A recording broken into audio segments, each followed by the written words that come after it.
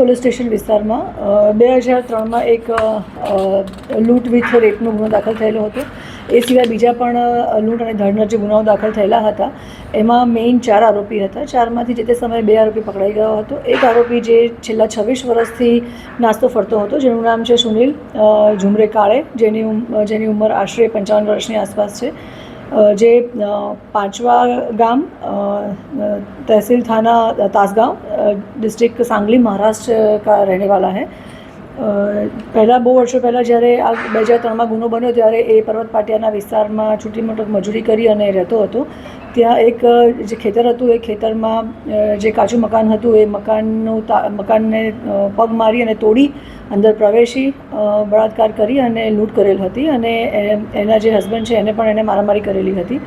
આ બાબતે ગુનો દાખલ થયેલો હતો લીંબાયત પોલીસ સ્ટેશન વિસ્તારમાં.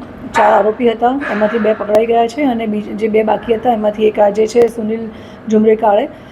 એને અમે લીંબાયત પોલીસ સ્ટેશન અને ડિસ્ટાફનું જે અમારી ટીમ છે હ્યુમન સોર્સિસથી અને ટેકનિકલ સર્વેલન્સથી અમે એને ટ્રેક કર્યો હતો. મેઇન અમારી ચેલેન્જ એ જ હતી કે આશરે 26 વર્ષ જેવો સમય નીકળી ગયો છે અને 26 વર્ષ પછી વ્યક્તિનું પોતાની આખી ઓળખ બદલાઈ જાય છે. ફેસનું જે રેકોગ્નાઇઝેશન છે, ફેસના ફીચર્સ છે એ પણ ચેન્જ થઈ જતા હોય છે. એણે કેટલી બધી જગ્યાએ પોતાનું રહેઠાણ અને એ પણ ચેન્જ કરેલું હોય છે.